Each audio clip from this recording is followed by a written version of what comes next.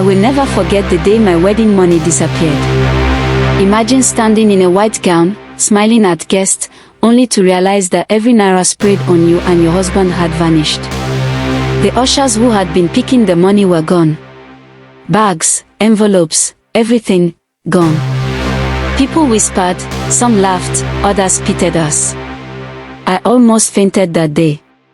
But the truth, I knew exactly who had done it. And I knew why. To understand this, I have to take you back. Back to when I was still a student at the University of Jos, 200 level. That was when the story really started. One evening, I was lying on my hostel bed when a strange WhatsApp message came in. Hi, good evening. Unknown number. I ignored it. 10 minutes later, another text. Hope you had a nice day. I hissed. Another random guy. I dropped my phone. The next morning, the same number messaged me again.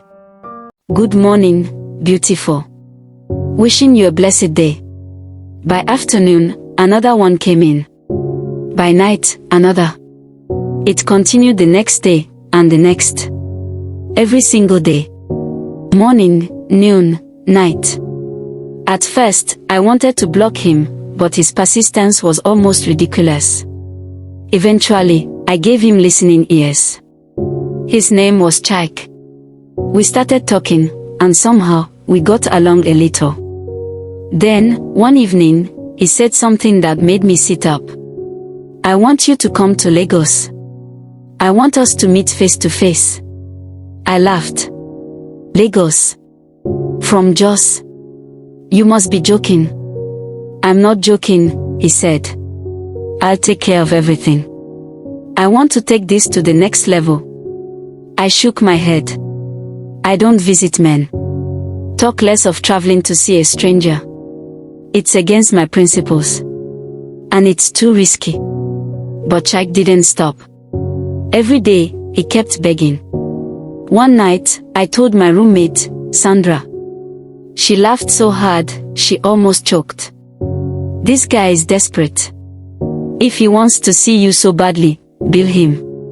Bill him. How? I asked. Tell him to send you 100K for transport. When he sends it, block him. I hesitated. That sounds wicked, Sandra. He shrugged. Men like him deserve it.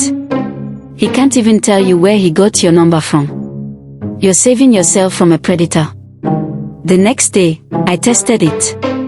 I typed, if you want me to come, send me 100K for transport.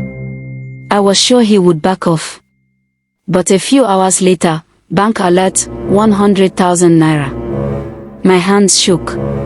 Sandra screamed with excitement. Block him now, she shouted. And I did.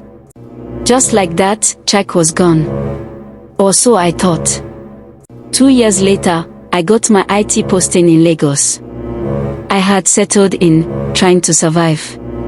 One Sunday afternoon, I decided to relax and treat myself. I went to a popular cafeteria in Lekki. Ordered food, sat down, scrolling my phone. Then the door opened. I looked up and froze. It was Chike. He wasn't alone. He came in with a woman and 2 children. His wife and kids. Our eyes locked immediately. Recognition was instant. His face tightened, but he quickly looked away before his wife noticed. He bought food, drinks, snacks for his family, and sat at a table across the room. I stared at him.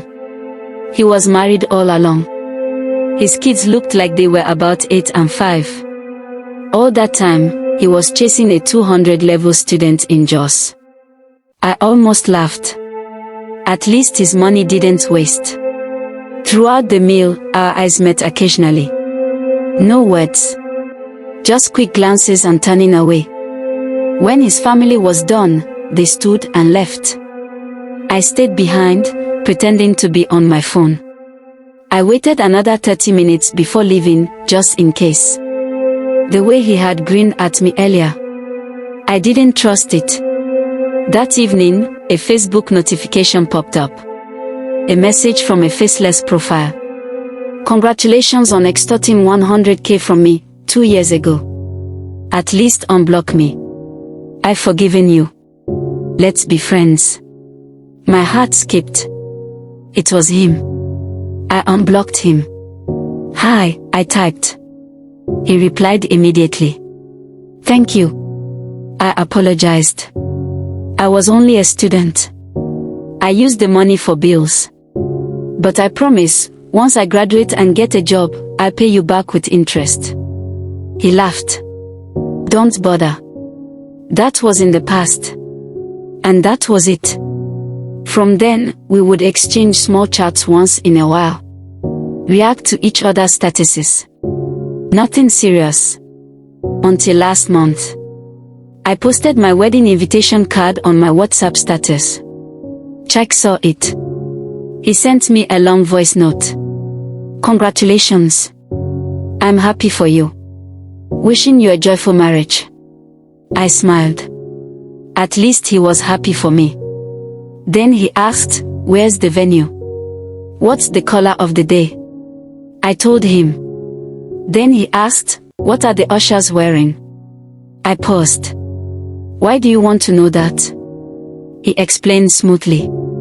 I run an ushering organization. I want to support you. I provide ushers for free. I almost screamed with joy. Seriously? Yes. 7 ushers. No cost. I told my fiancé, and he was happy too. 1 less expense. The wedding day came. The ushers arrived early, neatly dressed. Smiling, polite, helpful. Everyone loved them. By 1 p.m., Chike himself arrived.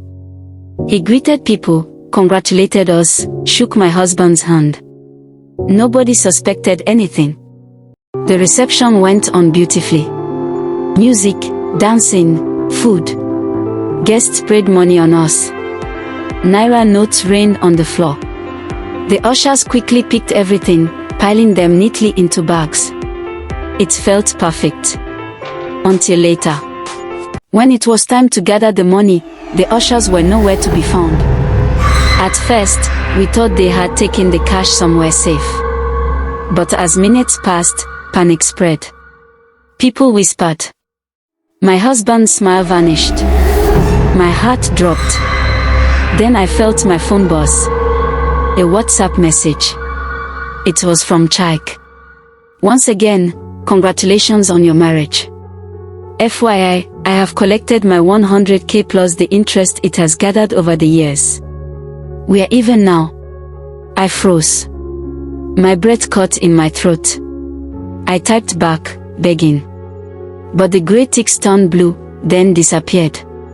He had blocked me. I sat there in my wedding gown, tears rolling down my face. My husband tried to console me, but I couldn't hear him. Guests were still dancing, some whispering, some laughing. But inside me, everything broke. That night, I cried until my eyes swelled. My wedding night, the night that was supposed to be my happiest, became the darkest memory of my life. And all I could think of was the message. We are even now.